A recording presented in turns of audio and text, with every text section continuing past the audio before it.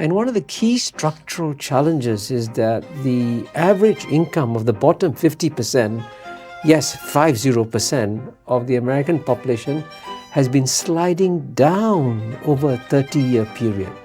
So after China has gone through the best 30-year period ever under the Chinese Communist Party, the United States is telling the Chinese people, why don't you get rid of the Chinese Communist Party? The Chinese Communist Party may possibly be the most meritocratic political party in the world. Let me ask you something. If China's government is really as bad as we are constantly told, why haven't 1.4 billion Chinese people tried to overthrow it? Think about it. If your government was making your life worse every single year, would you keep supporting it? Probably not, right? But that's exactly what puzzles former Singaporean diplomat Professor Kishore Mahbubani. He says many people in the West assume the Chinese Communist Party stays in power simply because it suppresses its people. But what if there's another reason? What if millions of ordinary Chinese genuinely believe their lives have become better under the current system? Now, that doesn't mean China is perfect. It has plenty of problems. But if you really want to understand why China keeps getting stronger instead of collapsing, Mahbubani says you first have to answer one simple question. Why do so many Chinese people still support their government? There are lots of misconceptions that Americans have about their own strengths and about China's weaknesses, So, for example, it is taken as a given, right? It's like ideological certainty that when a thriving democracy takes on a geopolitical struggle against a communist party system, the thriving democracy will always win, as it demonstrated in the First World War against the Soviet Union. But then if you dig deeper and you try to understand what is the core situation of American society today and the core situation of Chinese society, you discover that the United States is actually having to deal with some major structural challenges. And one of the key structural challenges is that the average income of the bottom 50%, yes, 50% of the American population has been sliding down over a 30-year period. And as I try to analyze in the book, this is not just an accident.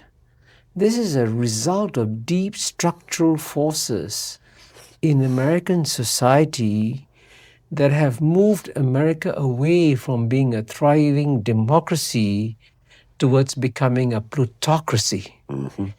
And by contrast, China, in the 30-year period where the average income of the bottom 50% in America has been sliding down, in the same 30-year period, the bottom 50% in China have had their best 30 years in 3,000 years.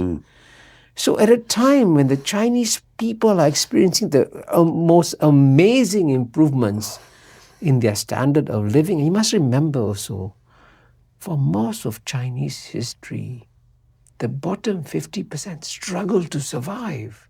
They would die in famines and civil wars, and they had a very rough life. And the last 30 years, they have access to education, housing, healthcare, travel in a way they never ever had before in their lives. So after China has gone through the best 30-year period ever under the Chinese Communist Party, the United States is telling the Chinese people, why don't you get rid of the Chinese Communist Party? And the Chinese people are scratching their head and say, excuse me, I've had the best 30 years.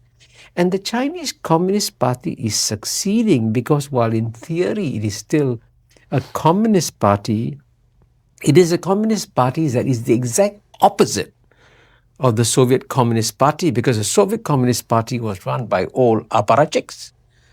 The Chinese Communist Party may possibly be the most meritocratic political party in the world. And the selection process results in the best minds running China today. You met some of And them. experienced. You know Yes. Wang Brilliant, Qishan. brilliant. You know how brilliant these people are. Yeah. Right? So by going into this old ideological reflex and saying, hey, democracies can always overcome communist parties, the United States hasn't done a deeper analysis and realized that this is not a contest within a democracy and a communist party system. It's a contest within a plutocracy and a meritocracy. So, what exactly did Professor Mahbubani mean? Let's break it down. For decades, many people believed China's rise had an expiration date. The thinking was simple.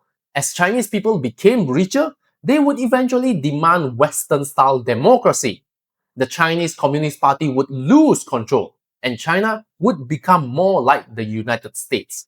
It sounded like a reasonable prediction, right? Except it never happened. Instead, China became the world's second largest economy. It became the world's largest manufacturer. It built the world's largest high-speed rail network, more than 48,000 kilometers long. And according to the World Bank, more than 800 million people were lifted out of extreme poverty. So maybe the real question isn't why hasn't China become a democracy? Maybe the better question is why do so many Chinese people still believe their system is working? Professor Mahbubani says the answer isn't actually that complicated. It all comes down to something very simple. Has life become better? Let's compare what happened over the last 30 years. Imagine you are an ordinary American. How different is your life today compared to your parents? Buying a house? Much harder. Healthcare? Much more expensive. College tuition? Also become much more expensive, right? Many families feel like they are working just as hard as before, but somehow falling further behind. The gap between the rich and everyone else has also become much bigger. Today, the richest 1% owns more wealth than the entire middle class combined. That's one reason why many Americans feel the system isn't working for ordinary people anymore. Mahbubani argues that money has become so influential in American politics that wealthy donors, corporations, and lobbyists often have far more influence than ordinary voters. Whether you agree with him or not, you can probably understand why many Americans feel frustrated. Now, let's look at China. Back in the early 1990s, China was still a poor country. Owning a car was a luxury. Flying on an airplane was something most people could only dream about. Many villages didn't even have proper roads. Fast forward to today, millions of people have moved into middle class. China now has modern cities connected by the world's largest high-speed rail network. Its highways stretch across the country. Its airports are among the busiest in the world. Families who once struggled to put food on the table are now sending their children to university. Of course, China still has serious problems. Its economy has slowed, the property market has struggled, youth unemployment remains a challenge, and many people criticize the country's restrictions on political freedom. But Professor Mahbubani says one fact that is difficult to ignore. For hundreds of millions of ordinary Chinese, life today is simply much better than it was one generation ago. And that's why he argues many people in the West misunderstand China. When Western politicians hear the words Chinese Communist Party, they often picture the Soviet Union, an old, inefficient system with corrupt officials, people getting promoted because of political connections instead of ability. Professor Mahbubani says today's China works very differently. According to him, becoming one of China's top leaders is more like climbing a corporate career ladder. You don't start at the top. You might begin by running a small county. If you perform well, you move up to a city, and then maybe to a larger city, then eventually an entire province with tens of millions of people. Every step comes with bigger responsibilities, and every promotion depends on whether you can actually deliver results. Can you grow the local economy? Can you improve on infrastructure? Can you solve problems? Can you improve people's lives? Now, people can absolutely debate whether China's system is truly a meritocracy. But Professor Mahbubani believes this process produces leaders with decades of real governing experience before they ever reach the country's highest positions. And that's why he believes America keeps making the same mistake. It assumes that because China isn't a democracy, its political system must eventually collapse. But many ordinary Chinese people simply don't see it that way. They have watched their parents escape poverty. They have watched their cities transform. They have seen better roads, better schools, better hospitals, higher incomes, more opportunities than the previous generation ever had. So when someone says you should replace your systems with ours, many Chinese people naturally ask, why? Why do I have to change? If our lives have improved so much under this system, why would we want to change it? Right? Now, none of this means China is perfect, and it doesn't mean democracy has failed. That's not Professor Mahbubani's point. His point is much simpler. The competition between the United States and China isn't just about democracy versus communism. It's about something far more practical. Which system can actually improve the lives of ordinary people? Because at the end of the day, most people don't wake up asking whether they live in a democracy or under a communist party rule. They ask much simpler questions. Can I afford a home? Can I find a good job? Can I provide a better future for my children?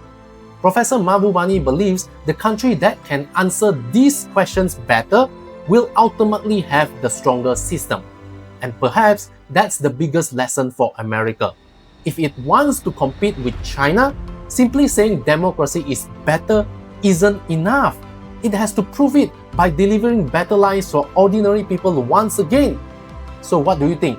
Is Professor Kishore Mahbubani right that the real competition between America and China is not about democracy versus communism, but about which system can actually deliver better results for ordinary people?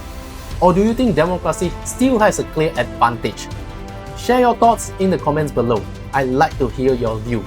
And if you enjoyed this video, don't forget to like and subscribe. And more importantly, don't forget to turn on the notification for more interesting videos like this. Thank you for watching.